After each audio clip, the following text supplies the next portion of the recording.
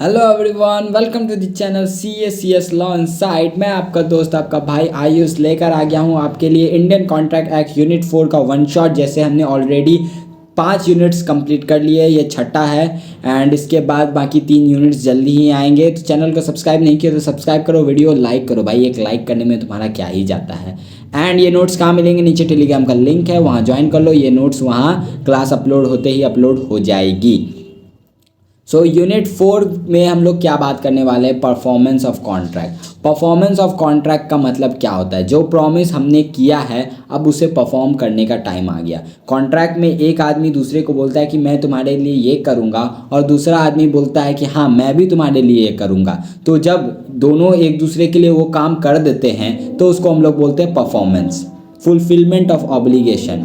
ठीक है। सेक्शन 37 बोलता है कि कॉन्ट्रैक्ट में जो भी प्रॉमिस हुआ है वो या तो परफॉर्म किया जाएगा या ऑफर दिया जाएगा परफॉर्म करने के लिए प्रॉमिसी को। यानी मान लो मैंने और नेहा के बीच में कॉन्ट्रैक्ट हुआ कि हम लोग शादी करेंगे, तो मैं भी बारात लेकर गया, नेहा भी मंडप पे मेरा इंतजार कर रही है, तो यहाँ पर हम लोग अपना कॉन्ट्रैक्ट को परफॉर्म कर रहे हैं। अब सपोज करो कि मैंने ऑफर दिया नेहा को कि अब हम लोग कॉन्ट्रैक्ट परफॉर्म करते हैं, लेकिन नेहा ने रिफ्यूज़ कर दिया, तो इसको हम लोग क्या बोलेंगे? इसको हम लोग अटेम्प्टेड परफॉर्मेंस बोलेंगे। क्या बोलेंगे? अटेम्प्टेड परफॉर्मेंस, जो कि नीचे दिया हुआ है। यानी इसको भी हम लोग परफॉर्मेंस मानते हैं।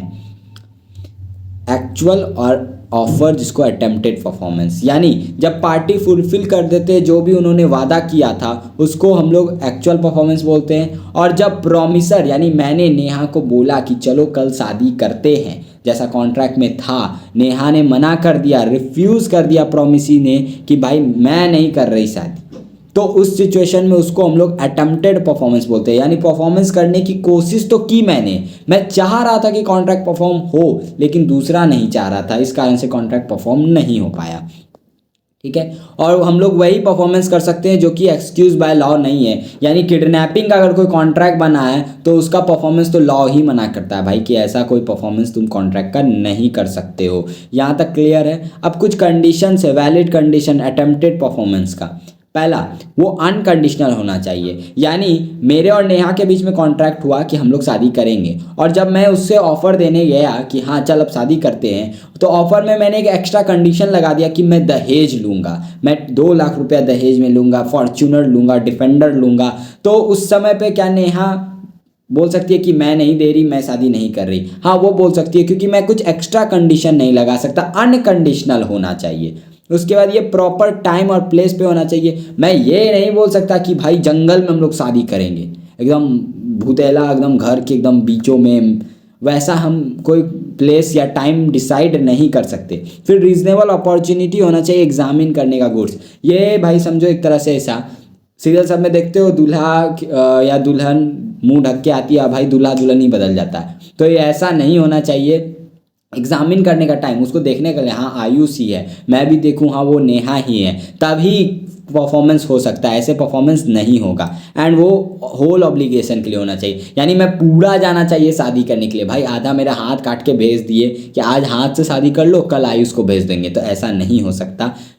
Contract valid performance attempted performance तब कहलाएगा जब ये 4 कंडीशन होंगे। अब कॉन्ट्रैक्ट को परफॉर्म कौन कौन करेगा? सबसे पहला, जो ऑफर दिया, जिसने प्रॉमिस किया है, वही परफॉर्म करेगा, यानी प्रॉमिसर।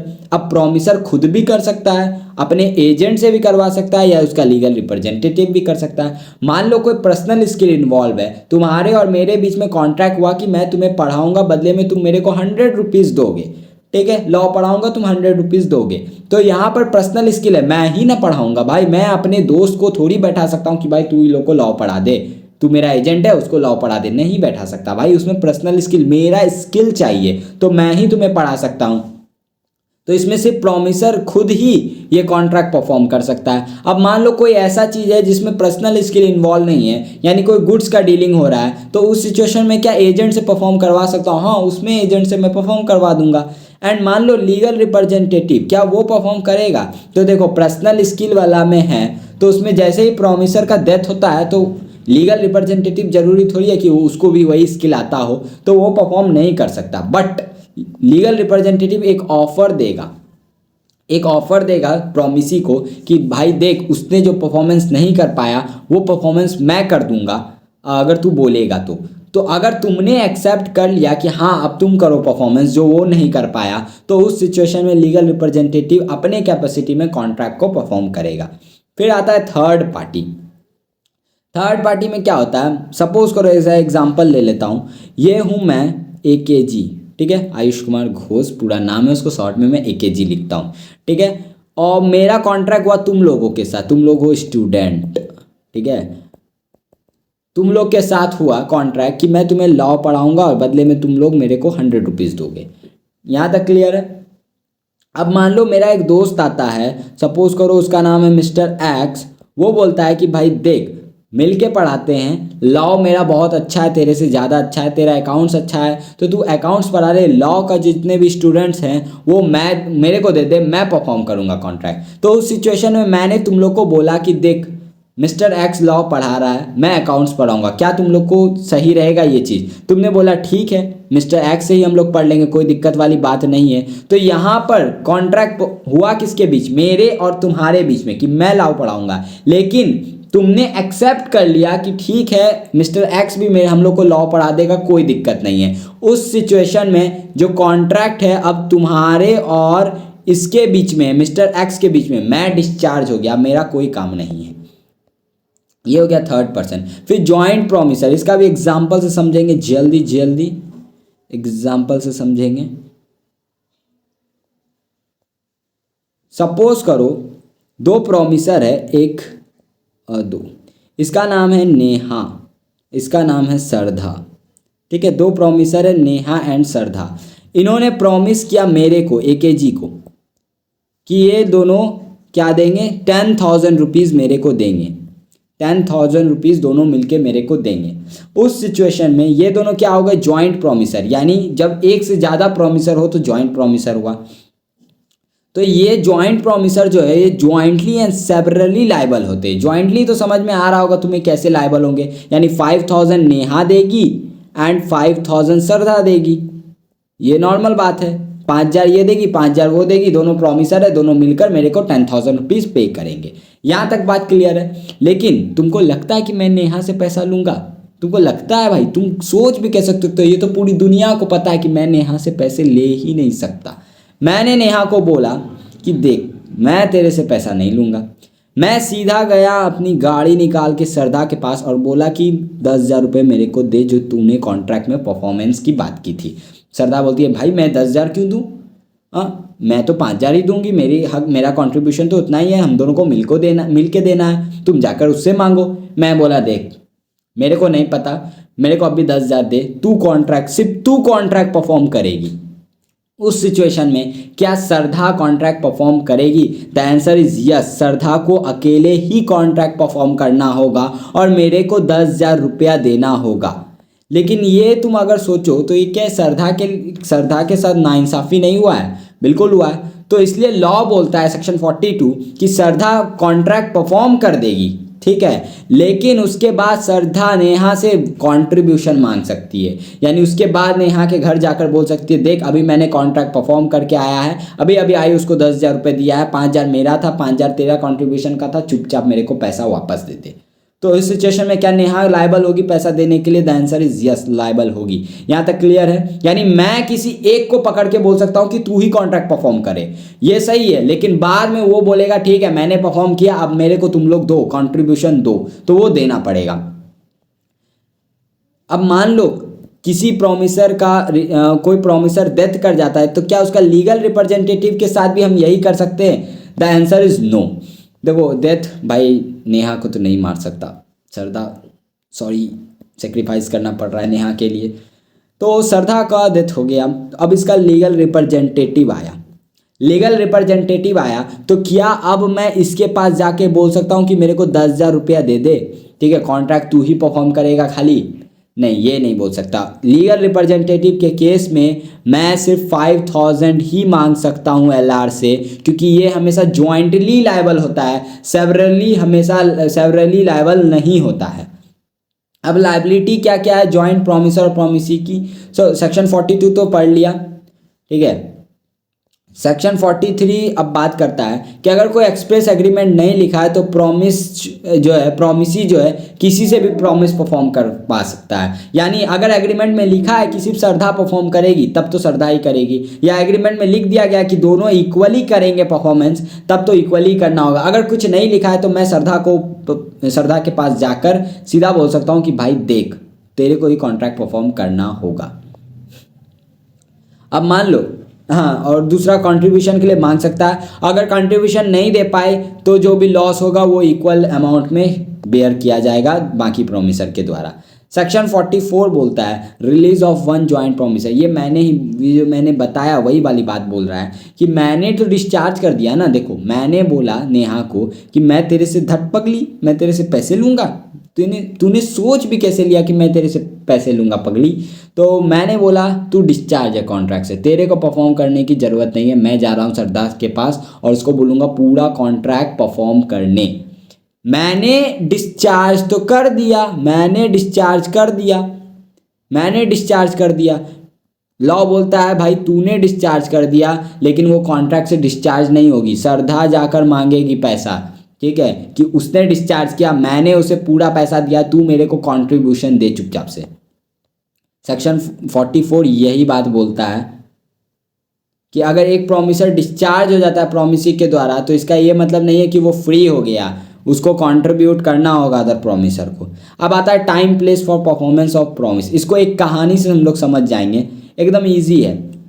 मेरे को फ़ोन आया क्रेडिट कार्ड वालों का, उन्होंने बोला कि सर आपके लिए क्रेडिट कार्ड है, इसमें ऐसा ऐसा बेनिफिट वगैरह उन्होंने बताया। उसके बोला सर आके मैं आपको दे दूं, आप जो चार्ज होगा वो आप मेरे को दे देना। मैंने बोला ठीक है आ जाना। उसने बोला कि भाई कब आऊँगा? तो मैंने क्या बोला कि भाई देख कल आना, कभी भी आ जाना, बिना पूछे आना। अप्लीकेशन मतलब होता है अप्रूवल, यानी बिना मेरे से पूछे कल कभी भी मेरे घर आ जाना किसी भी टाइम पे एंड आके मेरे को क्रेडिट कार्ड दे देना, जो चार्जेस निकलते हैं वो मैं तुम्हें पे कर दूंगा। यही बात बोलता है कि जब प्रॉमिसर बोलता है कि प्रॉमिसी को कि कभी भी तुम अपना परफॉर्मेंस करो बिना मेरे से पूछे, बिना टाइम पे आए, तो वो रिजनेबल टाइम पर आके अपना कॉन्ट्रैक्ट परफॉर्म कर देगा। यानी वो जो क्रेडिट कार्ड वाला है वो रिजनेबल बिजनेस आवर में आकर मेरे पास आकर मेरे को क्रेडिट कार्ड दे देगा, मैं उसे पैसा दे दूंगा। यहाँ पर ये होगा, समझे?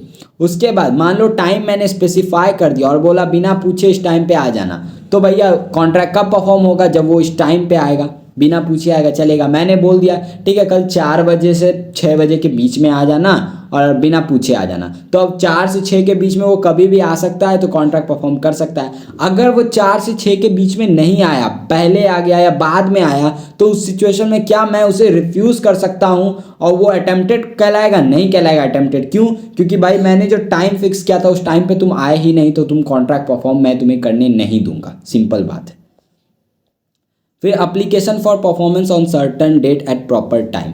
मैंने बोला ठीक है, मैंने बोला कि देख कल आना, मेरा ये प्लेस है, टाइम है 12 बजे से लेकर 6 बजे तक, और आना तो एक बार पूछ कर आना, ऑब्टेनिंग अप्लीकेशन, यानी एक बार अप्रूवल ले लेना, फ़ोन करके पूछ लेना क्या सर मैं अब आऊँ?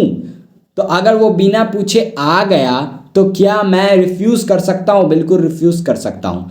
मैंने टाइम प्लेस बता दिया, लेकिन मैंने ये बोला है कि मेरे से पूछ के आओगे तो पूछ के ही आना पड़ेगा। और प्रॉपर प्लेस और टाइम मैं बताऊंगा भाई, ये नहीं कि रात में 2 बजे घर में का दरवाज़ा तोड़ के घुस गया भाई कि 2 बजे आया हूँ क्रेडिट कार्ड लेने, या मैं ही उसको बोलूँ कि भाई लूँगा मैं क्रेडिट कार्ड तो रात के 3 बजे ही। भाई पागल हो क्या? उसके बाद there no application to be made and no place fixed for the performance. अब मान लो प्लेस ही नहीं पता है, क्रेडिट कार्ड वाला को पता ही नहीं है आना कहाँ है, तो भैया उसमें तो नॉर्मल बात है, वो फ़ोन करके पूछेगा कि भैया मैं आऊँ और प्लेस बता दीजिए। ये सिंपल वाला बात है। इससे भाई क्वेश्चन आज तक नहीं आया और मेरे ख्याल से आना भी नहीं चाहिए, पता नहीं। अब ये सारी बातें यूज़लेस हो जाएगी अगर ये 5 नंबर लग गया, यानी कॉन्ट्रैक्ट में सब कुछ लिखा हुआ है, कैसे परफॉर्म होना है, किस प्लेस पे होना है, क्या टाइम होगा, तो भैया ये सब का तो यूज़ ही नहीं है। जब सब बात लिखा है तो उसी को फॉलो करेंगे, सिंपल सा बात है। अब आता है performance of reciprocal. Reciprocal math में इसका मतलब होता है उल्टा, यानी मैंने तुम्हें कुछ देने का वादा किया है तो तुम भी मेरे को कुछ दोगे। अभी मैं यूट्यूब पे तुम्हें पढ़ा रहा हूँ, क्या मैं तुम्हें सर्विस दे रहा हूँ, बट क्या मैंने रिटर्न में कुछ मांगा? नहीं मांगा, तो ये कॉन्ट्रैक्ट नहीं है। बट मैं रिटर्न में मान लो मांगता हूँ कि मेरे को कुछ अमाउंट चाहिए तब मैं तुम्हें पढ़ाऊँगा, तो अगर मैं तुम्हें पढ़ा रहा हूँ तो तुम्हें मेरे को पैसा देना होगा। ये सिंपल लॉजिक है भाई। सेक्शन 52 बोलता है ऑर्डर ऑफ परफॉर्मेंस, यानी कि किस ऑर्डर में परफॉर्मेंस होगा। देखो मैंने बोला कि मैं तुम्हारे लिए करूँगा, तुमने बोला ठीक है तुम मेरे लिए करोगे, मैं तुम्हें पैसा दे दूंगा। तो भैया मैंने जब बोला कि मैं ये करूँगा तो पहले मेरे को करना होगा। अगर एक्सप्रेसिवली कुछ फिक्स्ड है कि पहले तुम करोगे फिर मैं करूँगा, तो वो तो उसके हिसाब से होगा। कॉन्ट्रैक्ट में अगर लिख दिया कि पहले प्रॉमिसर करेगा तो प्रॉमिसर करेगा, पहले प्रॉमिस ही करेगा तो पहले प्रॉमिस ही करेगा।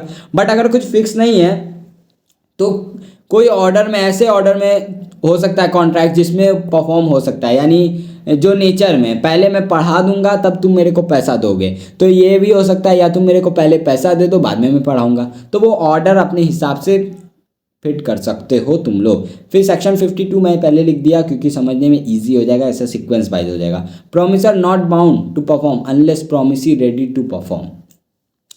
मैंने बोला ये पेन खरीदोगे, तुमने बोला हाँ, मैंने बोला 500 रुपीज़, तुमने बोला ठीक है। मैंने बोला कहाँ आके दूँ, तुमने बोला मेरे घर पे आके दे दो, मैं तुम्हें पेमेंट दे दूंगा। मैं तुम्हारे घर पे लेकर गया, तुम्हारा इंटेंशन ही नहीं है खरीदने का, तुमने मना कर दिया या तुम आए ही नहीं, तुम रेडी ही नहीं हो परफॉर्म करने के लिए। मैं रेडी था बट तुम रेडी ही नहीं हो, तो उस सिचुएशन में मैं भी परफॉर्म करने के लिए रेडी नहीं होऊंगा, मतलब मैं भी परफॉर्म करने के लिए बाउंड नहीं होगा। बाद में तुम ये नहीं बोल सकते कि तुमने कॉन्ट्रैक्ट परफॉर्म नहीं किया, ऐसा तुम बोल ही नहीं सकते। मैं तो आया था भाई बट तुम्हारा इंटेंशन ही नहीं था परफॉर्म करने के लिए। Section 53 liability of party preventing event, यानी एक पार्टी को अगर दूसरा पार्टी उसका प्रॉमिस परफॉर्म करने से रोकता है तो ये कॉन्ट्रैक्ट वॉइडेबल होता है और उसके इसमें कंपनसेशन भी क्लेम होगा। यानी सपोज करो मैंने और मेरे और तुम्हारे बीच में कॉन्ट्रैक्ट हुआ कि मैं तुम्हें 2 महीने में लॉ पूरा कॉन्सेप्ट कंप्लीट करवा दूंगा मई 2025 के लिए। हमारे बीच में कॉन्ट्रैक्ट हुआ और बदले में तुम मेरे को पेमेंट दोगे 2 महीने के लिए।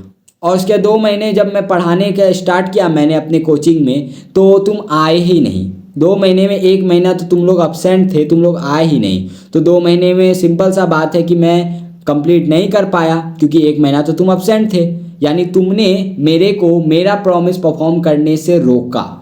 तो उस सिचुएशन में 2 महीने के बाद तुम ये नहीं बोल सकते हो कि तुमने अपना प्रॉमिस कंप्लीट नहीं किया, तुम लायबल हो, नहीं बोल सकते भाई। कैसे बोलोगे? तुम्हारे कारण ही तो मैंने परफॉर्म नहीं कर पाया। मैं तो रेडी था, मैं डेली आ रहा हूँ, तुम लोग पढ़ने आ ही नहीं रहे हो, तो मैं पढ़ाऊँगा किसको, कंप्लीट करवाऊंगा किसको सिलेबस? तो उस सिचुएशन में जो है तुम लायबल होगे, और अगर तुम उसके कारण कोई लॉस भी होगा हमको तो हम तुमसे कंपनसेशन क्लेम करेंगे। यानी सपोज करो इस 2 महीने के बाद हमको दूसरा बैच लॉन्च करना था और उस कारण से तुम्हारे 1 मंथ डिले होने के कारण ये बैच भी डिले हो गया, तो इससे जो भी मेरे को लॉस हुआ वो कंपनसेशन एज ए कंपनसेशन तुमसे क्लेम कर लूँगा मैं। 54 default of promisee which should be first perform. जब प्रोमिसर को पहले कुछ परफॉर्म करना था और उसने वो चीज़ परफॉर्म नहीं किया तो वो कोई भी दूसरा परफॉर्मेंस दूसरे से नहीं मांग सकता। मान लो मेरे को तुमको पढ़ाना था और बदले में पैसा देना था, मैंने पढ़ाया ही नहीं, तो मैं तुमसे पैसे मांग सकता हूँ कि तुम अब अपना प्रॉमिस पूरा करो? कैसे मांगूंगा भाई? जब मेरा पहले काम था तुम्हें देना, मैंने तुम्हें नहीं दिया, तो फिर मैं अब तुमसे किस हक से मांग रहा हूँ कि मेरे को वापस दो, अपना प्रॉमिस परफॉर्म करो? ऐसा नहीं मांग सकता। Effect of failure to perform at a fix time. कोई फिक्स टाइम पे कॉन्ट्रैक्ट परफॉर्म करना था और अगर नहीं हो पाया उस फिक्स्ड टाइम पे, जो दूसरा पार्टी है उसके तरफ से कॉन्ट्रैक्ट वाइडेबल है। ये तो सिंपल बात है भाई। देखो टाइम एसेंशियल, मान लो किसी में अगर टाइम एसेंशियल है यानी फिक्स टाइम एकदम दिया हुआ है कि ये बिल्डिंग 2 महीने में ही कंप्लीट होनी चाहिए, ये एक कॉन्ट्रैक्ट बना है बिल्डर और एक जो ऑनर है उनके बीच में कि 2 महीने में मेरे को ये बिल्डिंग कंप्लीट चाहिए, स्पेसिफाइड टाइम, तो उस सिचुएशन में कॉन्ट्रैक्ट जो है वॉइडेबल होगा। एंड अगर 2 महीने में नहीं बना पाया और कंपनसेशन भी मिलेगा। बट मान लो टाइम एसेंशियल नहीं है, कि कोई टाइम फिक्स नहीं है, मतलब एसेंशियल नहीं है, बोला कि भाई देख इसको 3 महीने में कंप्लीट कर दे कम से कम, मतलब ये जरूरी नहीं है कि एकदम 3 महीने में ही हो, बस उसने एक एक्सपेक्टेड टाइम बताया। अगर वो 3 महीने में कंप्लीट नहीं होता है तो कॉन्ट्रैक्ट वॉइडेबल तो नहीं होगा, बट कंपनसेशन क्लेम करेगा लेट होने के कारण। बट इसमें भी अगर एक कैच है कि अगर प्रॉमिसी एक्सेप्ट कर लेता है तब तो भैया कुछ क्लेम नहीं होगा, कुछ क्लेम नहीं होगा। अब ये बहुत इंपॉर्टेंट है, अगर इसमें स्टार मार्क करना है तो स्टार मार्क कर लो, बहुत वीवीआई है। Impossible, agreement to do impossible. मान लो कोई ऐसा एग्रीमेंट हुआ है जो कि करना पॉसिबल ही नहीं है, तो उस सिचुएशन में क्या होगा? पहला 2 केस होता है, एक इनिशियल इम्पॉसिबिलिटी, यानी कोई कॉन्ट्रैक्ट कोई एग्रीमेंट बन रहा है और बनने के टाइम से ही वो इम्पॉसिबल है परफॉर्म करना, तो वो तो सीधा भाई वाइड ही होगा। जैसे कि इन सिंपल मैं बात बोलूँ, माइनर के साथ कोई कॉन्ट्रैक्ट हुआ, या फिर मैंने बताया था यूनिट 3 में contract which are expressively void, कोई गलत ऑब्जेक्ट के लिए कॉन्ट्रैक्ट बना, तो वो भाई जब बन रहा था जब एग्रीमेंट, उसी समय से वो इम्पॉसिबल है परफॉर्म करना, तो वो तो वाइड ही होगा।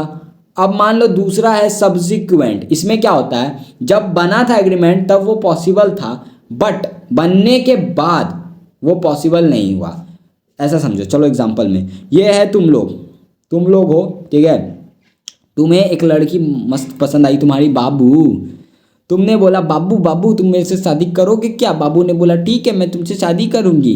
इस सिचुएशन में तुम्हारा एज था 18 ईयर, उसकी एज थी 19 ईयर, ठीक है, तुमसे 1 साल बड़ी थी वो। तो तुमने बोला ठीक है बाबू चलो कल हम शादी करते हैं। उसने बोला चलो चलो कल शादी करते हैं। जैसे ही तुम लोग कल शादी करने वाले थे, एक सुबह में एक लॉ पास होता है पार्लियामेंट में, और पार्लियामेंट बोलता है कि अब से जो शादी का मिनिमम एज होगा वो होगा 21 ईयर। उससे पहले कोई भी शादी जो होगा वो लीगल नहीं माना जाएगा। तुम दोनों के दिल के अरमा आंसुओं में बह गए, तो अब तुम लोग क्या शादी कर सकते हो? यानी जब ये कॉन्ट्रैक्ट एग्रीमेंट बना था कि तुम अपनी बाबू से शादी करोगे, तो उस समय ये पॉसिबल था, बट जैसे ही impossible occurrence of unexpected event आया, यानी वो लॉ पास हो गया दूसरे दिन, तो अब ये एज 21 हो गया, तो अब इसे परफॉर्म करना पॉसिबल ही नहीं है। समझ में आया भाई? क्या मस्त एग्जाम्पल लिया हूँ, क्या गजब का एग्जाम्पल लिया हूँ। अब यहाँ देखो, इनिशियल जो कॉन्ट्रैक्ट वो था, इनिशियल ही जो इम्पॉसिबल था, उसमें 3 केसेस आता है। पहला नोन टू द पार्टी, जब कॉन्ट्रैक्ट कर रहे हैं उनको पता है कि भैया ये कॉन्ट्रैक्ट पॉसिबल नहीं है, तो तब भी वॉइड है वो। अननोन टू द पार्टी, अगर नहीं भी पता है तब भी वॉइड है। दिक्कत कहाँ आती है? जब प्रॉमिसर को सिर्फ पता है। फ्रॉड का केस आ गया, याद करो यूनिट 3, उसमें मैंने बताया था कि मैंने जानबूझ के अगर तुम्हें मूर्ख बनाकर कॉन्ट्रैक्ट में पार्टिसिपेट करवाया है तो ये कॉन्ट्रैक्ट वॉइडेबल होगा। मैं तुम्हारे साथ कॉन्ट्रैक्ट कर रहा हूँ, बोल रहा हूँ कि तुम मेरे साथ 6 महीना पढ़ लो, उसके बाद मेरे को मैजिक आता है, 6 महीना पढ़ने के बाद एक दिन मैं तुम्हें मैजिक सिखाऊंगा, एंड मैजिक सिखा के तुम्हें सीए फाउंडेशन में 399 ले आऊँगा, दिलवा दूंगा 400 में। तो ये मेरे को पता है जब मैं एग्रीमेंट कर रहा हूँ कि भाई ये इम्पॉसिबल है, ये परफॉर्म नहीं हो सकता, इम्पॉसिबल है, बट तुमने रिलाय करके एक्सेप्ट कर लिया। तो उस सिचुएशन में जब तुम्हें ये पता चलेगा तो ये वॉइडेबल है, यानी तुम इसको कॉन्ट्रैक्ट को ख़त्म कर सकते हो और मेरे से कंपनसेशन भी क्लेम कर सकते हो। 57 रेसिप्रोकल्स ऑफ प्रॉमिस, इसमें याद करो सेक्शन 24 मैंने पढ़ाया था इंडियन कॉन्ट्रैक्ट एक्ट के यूनिट 3 में, लॉफुल इन पार्ट। उसमें क्या वही वाला बात यहाँ बोल रहा है। मान लो कोई कॉन्ट्रैक्ट में एक पार्ट लॉफुल है और दूसरा पार्ट इल्लीगल है, तो उस सिचुएशन में जो लीगल पार्ट है वो वैलिड है और जो इल्लीगल है वो वॉइड है। सपोज करो, एक एग्जांपल मैं लेकर बताता हूँ, मैंने तुम्हें पढ़ाया, ठीक है, मैंने तुम्हें पढ़ाया, क्या ये लीगल है? मेरे तरफ से तो लीगल है। फिर मैंने बोला कि देख तू मेरे को बदले में कोकीन दे दे, अरे ड्रग्स दे दे भाई, ड्रग्स। तो क्या ये लीगल है? ये तो इलीगल है भाई, ये कंसिडरेशन तो हो ही नहीं सकता, ड्रग्स का तुम डीलिंग कर नहीं सकते। तो मेरा जो सर्विस दिया वो वैलिड कॉन्ट्रैक्ट है, बट तुम्हारा कंसिडरेशन वो इनवैलिड है। फिर एक आता है सेक्शन 58 अल्टरनेटिव प्रॉमिस। इसमें क्या होता है, एग्जाम्पल मैंने यही बनाया, ये मेरा घर है AKG हाउस, मैंने इसे मिस्टर एक्स को बेचा और उसके बाद बोला कि भाई देख, या तो तू मेरे इस घर के, मैंने ये घर बेचा, इस घर के बदले मेरे को 1 लाख रुपया दे दे, या मेरे को AK-47 दे दे। तो अगर मिस्टर एक्स ये वाला ऑप्शन चूज करता है तो ये कॉन्ट्रैक्ट वैलिड होगा, अगर ये वाला ऑप्शन चूज करता है ये कॉन्ट्रैक्ट वॉइड हो जाएगा। यही बात मैंने यहाँ लिखी है। अब आता है एप्रोप्रिएशन ऑफ पेमेंट, ये समझना अच्छे से, ठीक है, ये समझना, मैंने एग्जाम्पल बनाया है। छोटा भीम और चुटकी, चुटकी जो है क्रेडिटर है, इसने छोटा भीम को 2000, एरो थोड़ा उल्टा हो गया, 2019 में 50,000 रुपीज़ दिया। अब इतने पैसे क्यों दे रहे हैं चुटकी? क्योंकि चुटकी लव्स छोटा भीम। उसके बाद 2024 में फिर 70,000 दिया, 2024 में फिर 10,000 दिया एंड फिर 2024 में 10,000 दिया। इतना पैसा चुटकी ने छोटा भीम को दिया, यानी ये क्रेडिटर है, ये डेटर है। छोटा भीम ने 2024 में इसे पेमेंट की 50,000। इतना अमाउंट देने के बाद छोटा भीम ने कितना पेमेंट किया? सिर्फ 50,000 पेमेंट किया। तो देखो टोटल कितना हुआ, अगर 2024 की बात करें तो 90,000 2024 में चुटकी ने दिया छोटा भीम को और रेस्ट 50,000 दिया। तो देखो एक लिमिटेशन एक्ट 1963 का आता है, वो बोलता है कोई भी, अब 3 हो गया, कोई भी 3 साल के बाद कोई भी डेप्ट रिकवर नहीं किया जा सकता। यानी मान लो मैंने तुम्हें उधारी दिया 10,000 रुपया, ठीक है, तो मैं तुम पे लीगली 3 साल तक ही केस कर सकता हूँ और वो 10,000 रिकवर कर सकता हूँ। 3 साल के बाद मैं लीगली तुमसे वो पैसा कोर्ट में जाकर रिकवर नहीं कर सकता हूँ, ये बात याद रखना। तो ये देखो 2019 में तो 3 साल कितना होता है, 2019 + 3 यानी 2022 तक ही वैलिड था। अब 2024 आ गया, तो क्या चुटकी ये पैसा मांग सकती है छोटा भीम से? लीगली तो अब नहीं मांग सकती। छोटा भीम ने सिर्फ 50,000 दिया है। तो अब प्रॉब्लम क्या आई? प्रॉब्लम ये आई कि भाई ये जो 50,000 आया है इसको सेट ऑफ किससे करें? यानी ये 50,000 से पहले ये 10,000, ये 10,000 काट दे एंड फिर इससे 30,000 काट दे, या फिर ये 50,000 सीधा काट दे, या फिर 70,000 से 50,000 माइनस कर दे। ये अब यही बात बोलता है, अब यही लगातार सेक्शन 59 से 59 बोलता है, जब डेटर पेमेंट कर देता है और बता देता है कि भाई देख ये 50,000 मैंने दिया, ये 50,000 मैंने दिया, इसको इस 70,000 से सेट ऑफ कर दो। तो भैया जो उसने बोला जिससे सेट ऑफ करने उसी से सेट ऑफ होगा। दूसरा केस 60 सेक्शन 60 वो बोलता है कि डेटर ने कुछ नहीं बताया तो क्रेडिटर जो है वो अपने हिसाब से फिर सेट ऑफ कर सकता है, ठीक है। डेटर ने कुछ नहीं बोला, छोटा भीम ने बस 50,000 दे दिया, तो चुटकी अब अपने हिसाब से सेट ऑफ कर सकती है। वो पहले इस 10,000 को सेट ऑफ करे, फिर इसको करे, वो अपने हिसाब से कर सकती है। बस वो 2 चीज़ नहीं कर सकती, एक टाइम बैरिड डेप्ट को सेट ऑफ नहीं कर सकती, यानी इससे इसको सेट ऑफ नहीं कर सकती। और दूसरा क्या नहीं कर सकती? दूसरा कोई डिस्प्यूटेड डेप्ट जिस पे केस चल रहा है वो भी सेट ऑफ नहीं होगा। फिर तीसरा बात, मान लो ना डेटर को समझ में आ रहा है किससे सेट ऑफ करना है, ना क्रेडिटर ने किसी से किया, तो कोर्ट सीधा बोलता है भाई जो ऑर्डर में तुमने डेप्ट दिया है उस ऑर्डर में सेट ऑफ कर दो, इसमें टाइम बैरिड भी इंक्लूड है। यानी इसमें तब ये 50,000 रुपीज़ सबसे पहले सेट ऑफ होगा उस सिचुएशन में। बस इतना ही बात बोलता है। अब आता है contract which need not to be perform. अब कॉन्ट्रैक्ट किसको परफॉर्म करने का जरूरत नहीं है, मतलब कब परफॉर्म करने का जरूरत नहीं है। सेक्शन 62 सबसे पहला, इसमें 3 केस आता है, नोवेशन, रेसिशन एंड अल्टरेशन। भाई क्या नाम है मार्वल वाले सुपर हीरो जैसा। इसमें होता क्या है, नोवेशन क्या होता है, सपोज करो मैं एक ऑफलाइन कोचिंग में मैं पढ़ाता हूँ, वहाँ मेरे साथ ऑफलाइन कोचिंग वालों का कॉन्ट्रैक्ट हुआ है, ठीक है, कॉन्ट्रैक्ट हुआ है, यहाँ पर हम दोनों के बीच में कोई कॉन्ट्रैक्ट हुआ। मैंने बोला उसमें कुछ सही नहीं बना, तो मैंने क्या बोला कि भैया देखिए ये कॉन्ट्रैक्ट में ये कुछ सही नहीं है, नया कॉन्ट्रैक्ट बनाइए। तो उन्होंने क्या किया, एक नया कॉन्ट्रैक्ट बनाया। वो नया कॉन्ट्रैक्ट जो है पुराना कॉन्ट्रैक्ट, थोड़ा सा दिक्कत हो गया भाई, लाइट में प्रॉब्लम था। तो नोवेशन में बोल रहा हूँ कि देखो जो कॉन्ट्रैक्ट हुआ मेरे और उस इंस्टीट्यूट के बीच में, तो उसमें मेरे को कुछ सही नहीं लगा, तो मैंने बोला एक नया कॉन्ट्रैक्ट बनाइए। तो उसने कुछ नया कॉन्ट्रैक्ट बनाया और वो जो पुराना कॉन्ट्रैक्ट था वो सब्स्टिट्यूट हो गया, यानी उसको हटाकर हम लोग नया कॉन्ट्रैक्ट को परफॉर्म करने लगे। तो सब्स्टिट्यूट कर दिया गया, तो फिर भाई उसको परफॉर्म करने की क्या ज़रूरत है, इसी को नोवेशन बोलते हैं। यानी या तो पार्टी चेंज हो जाएगा, चेंजेस बिटवीन पार्टी, मैं और मेरे इंस्टीट्यूट के बीच में चेंजेस हुआ कि नया कॉन्ट्रैक्ट लाइए, कुछ नया चेंजेस लाकर नया कॉन्ट्रैक्ट आया, पुराना कॉन्ट्रैक्ट खत्म हो गया, या फिर पार्टी ही चेंज हो गया, या मैंने बोला कि ठीक है मेरे साथ कॉन्ट्रैक्ट नहीं करके उसके साथ करिए, तो पार्टी चेंज हो गया, तो कॉन्ट्रैक्ट नया आया, तो पुराने को परफॉर्म करने की ज़रूरत नहीं है।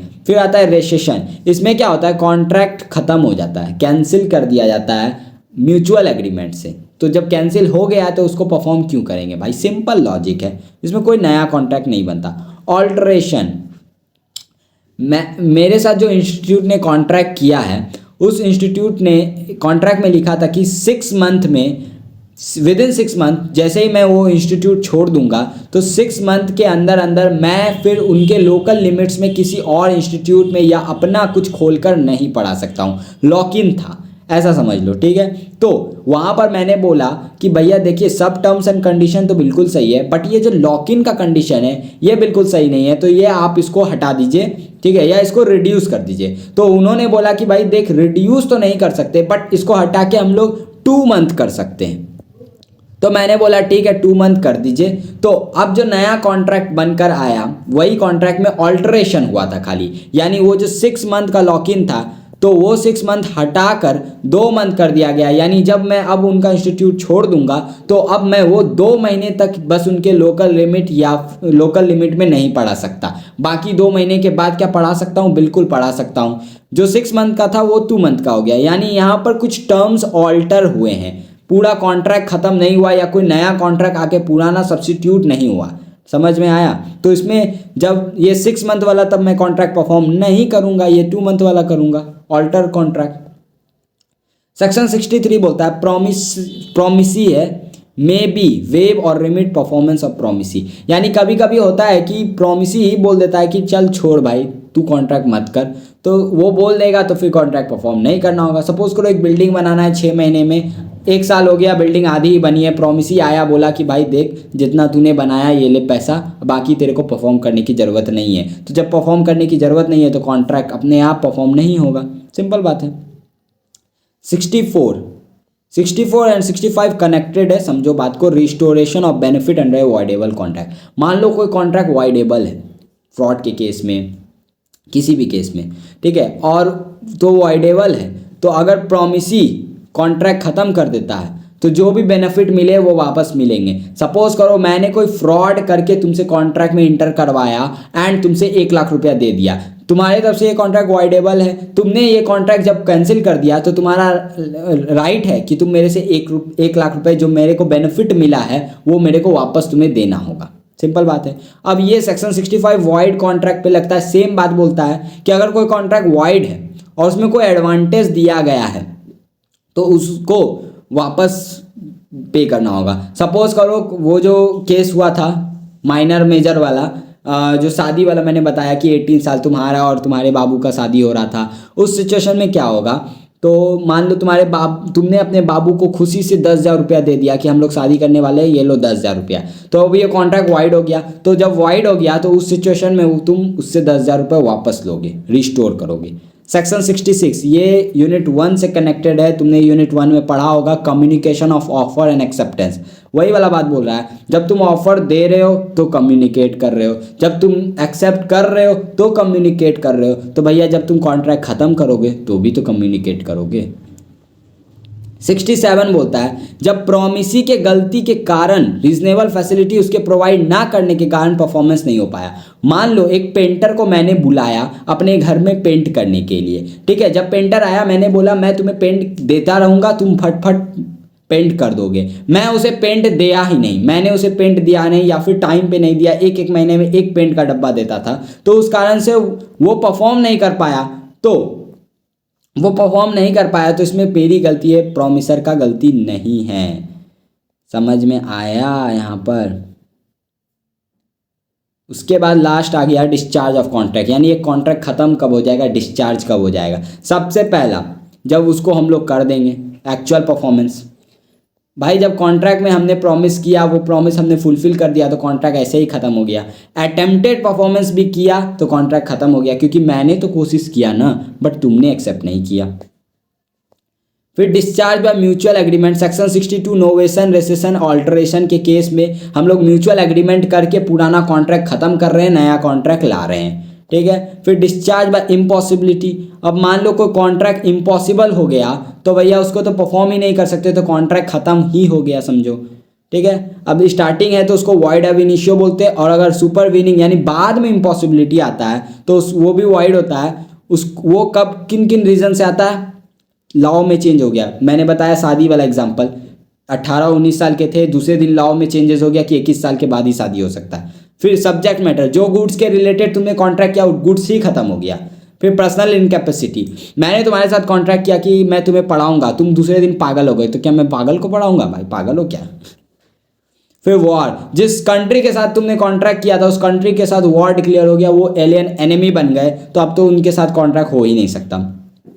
फिर discharge of lapse of time, contract मान लो किसी टाइम पार्टिकुलर टाइम तक में परफॉर्म होना था तो उसी टाइम तक वो परफॉर्म होगा, उसके बाद नहीं होगा। लिमिटेशन एक्ट वाली बात याद रखना कि डेप्ट का सिर्फ 3 साल तक ही रिकवर किया जा सकता है, 3 साल के बाद वो डेप्ट तुम रिकवर नहीं कर सकते लॉफुली।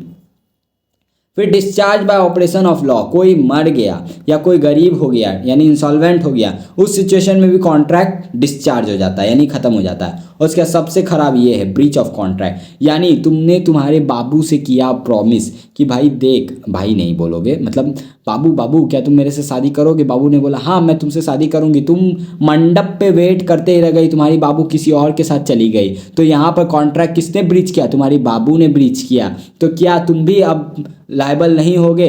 यानी तुमको भी अब परफॉर्म करने का जरूरत नहीं है, तुम भी मंडप से उठ के चल जाओ भाई, सिंपल सा बात है। फिर सेक्शन 63, जब प्रॉमिसी बोल देता है कि छोड़ दे भाई अब तू परफॉर्म मत कर।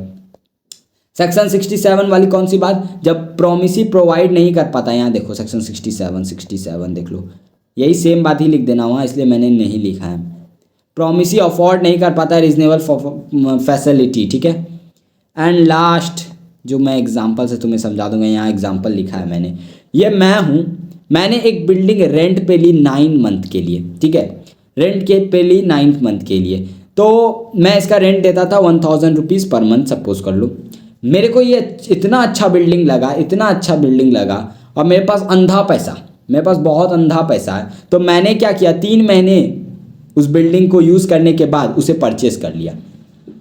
यानी अब इसके ये बिल्डिंग के रिलेटेड मेरे पास 2 राइट है, एक सुपीरियर एक इन्फीरियर। सुपीरियर यानी मैं उसका ऑनर हूँ, जब ऑनर हूँ तो भाई रेंट क्यों दूंगा, यानी एक बड़ा ऑब्लिगेशन, एक बड़ा परफॉर्मेंस दूसरे को खा गया, यानी अब मैं जब मैंने इसे खरीद लिया तो मैं अब रेंट भी नहीं दूंगा क्योंकि मैंने उसे खरीद लिया, तो अब ये रेंट वाला एग्रीमेंट मेरे को परफॉर्म करने का ज़रूरत नहीं है। यही बात बोलता है मर्जर ऑफ राइट, एक राइट दूसरे राइट को खा जाता है, अपने में अंदर समा लेता है। तुम्हारा इंडियन कॉन्ट्रैक्ट एक्ट यूनिट 4 खत्म हो गया, ठीक है, एंड अब बाकी के बस 3 यूनिट बचे, 7, 8, 9 नए यूनिट्स, वो भी जल्दी आएंगे। चैनल को सब्सक्राइब नहीं किया तो सब्सक्राइब करो, वीडियो अच्छी लगी तो भाई लाइक करो, एंड नोट्स में टेलीग्राम में डाल देता हूँ, तब तक के लिए पढ़ते रहो। All the best for your examination.